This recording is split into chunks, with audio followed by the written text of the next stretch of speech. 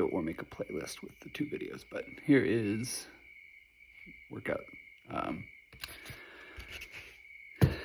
D for week 5 homework. Start with quadruped breathing, which is the all fours breathing. After you've done a little warm up, which is linked in the program. And do whichever one feels better for you, but the quadruped, remember, it's 90 degrees with the feet, with the knees, hands right under your shoulders so that you have this square. You're not sunk back here, you're not here, you're not here, right underneath. And you're gonna pop up in here, looking just out in front of you a little bit. You're gonna breathe in here. If that feels good, hold it there. For the breath count that's prescribed in the sets, if not, you're gonna put this roller between your knees so that you can squeeze it. And when you come off the ground, you're gonna squeeze, you're gonna pop up, and you're gonna tap one knee, tap the other knee. Practice control of your hips. So you're from the front, popping up here, and you are dropping one, dropping the other, tap, tap, knee to the ground, straight from the back.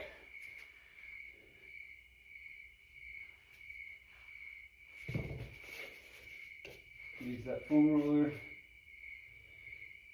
gently pop off the ground, tap, tap, tap, trying to keep the non-moving knee as stable as possible, all right? Next, we have a banded glute bridge. Essentially what you're doing is wrapping the band around the top of the foot, and you're gonna get into a bridge. So have a couch or something you can lean on. Hope you can hear me over here. You're on this couch position, and you're gonna have the band on the non-bridging foot. So you're gonna bridge up and pull the banded foot up. In this motion, pull, pull, pull. Moving your foot further away is going to put more strain on the quad and the hamstrings and glutes. Closer to you is going to do less strain, but you want to be propped up. You want your chest tucked, your abs engaged on the front, but still able to breathe, all right? So the same thing, you're going to be opposite leg band here. You're going to bridge up. You can start up in the bridge if you want, but bridge, drive the hips up, flex one.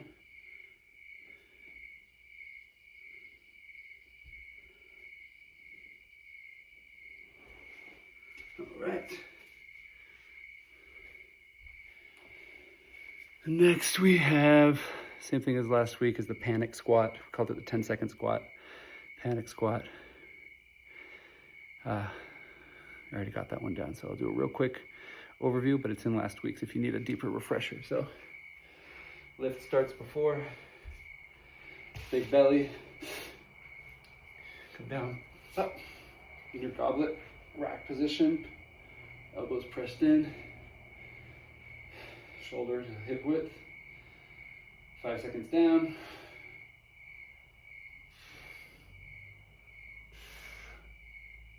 5-second hold, 5 seconds up, and 3-second hold at the top. Remember, know the difference between your hinge and your squat. So this is a squat. Booty's coming down, knees are coming up. Next, same thing we did last week with the foam roller RDL. Seem to be doing good with those, but we're doing very slow this time.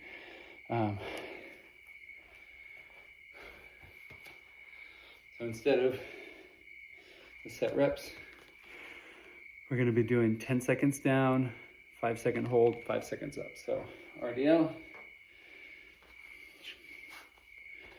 10 seconds down, 9, 8, 7, 6, 5, halfway, 4, 3, 2, 1, hold, 4, 3, 2, 1, 5 seconds up, 5, 4, 3, 2, 1, right, other side, same thing, 10 seconds down,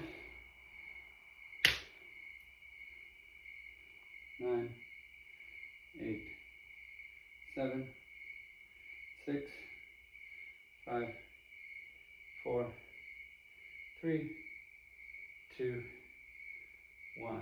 5-second hold. 3, 2, 1, and 5. Up. 3, 2, 1. All right. That's the slow foam roller RDL. After the panic squats, you should be feeling some good loosening up in those hips. Next, you're gonna need a weight that you can do an RDL with. Another variation can give you a little more rotation and moving the hip capsule. You need something to lean on, sturdy, that's about, mid torso height. Could be a little lower, a little higher. Lower might be easier, but mid torso height. So, like a barbell that's on a rack, table, a ledge you can grab onto, something you can really lean on. What you're going to be doing is, I'm in the community living room right now, so I'm going to be using this for support. Just going to grab it right about hip height. So what we're going to be doing, you want to be standing about somewhere between 1 and 2 feet away from your support. You're resting, if it's your support, you're resting your forearm on it. I am resting my forearm on it. Going to be doing then, so you can see my feet, you have your RDL weight, whatever it is, and you're going to be here with the hip drive. You're going to be RDL, touching the weight to the floor between your foot and the support. And you're going to hinge up here, tap, drive. Show the other side. Same thing, 1 to 2 feet away. You're going to start with the weight at your hip, up in here. You're going to be hinging and placing the weight here. Hinging up in order to initiate from the hips and from the core. So sturdy hips, come back, leaning on what you're leaning on. Rotate and come up. Shape from the front, opposite side. Boom, boom, right about here.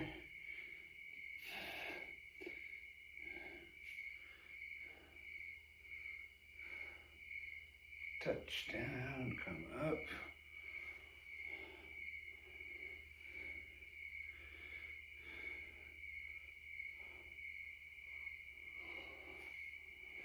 More on the opposite side.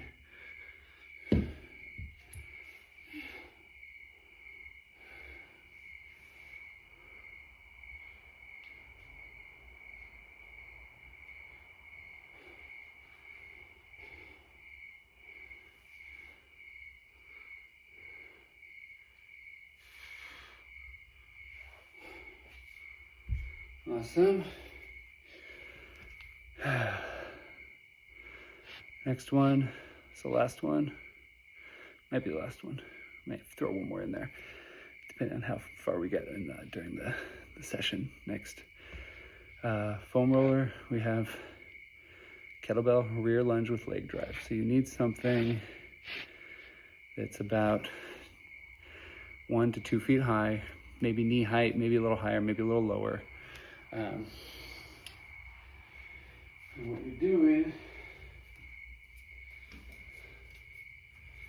so you have your weight, your kettlebell, whatever it may be, in both hands, and you are stepping, you're about a foot away from the step, you're stepping back, lunging down, rotating towards that down knee, and when you come up, you're coming up and stepping up. You come down, drop it down, and step up. I'll show you from the front.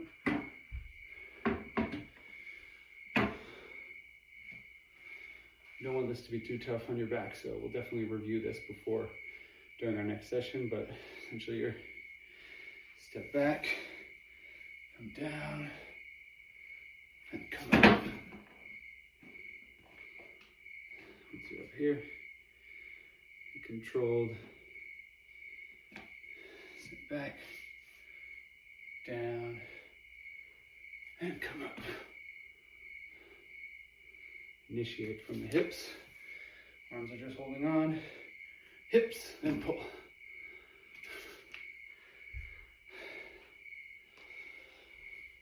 All right, made it through. This is an extra if we decide to do it or not, if you feel up for it.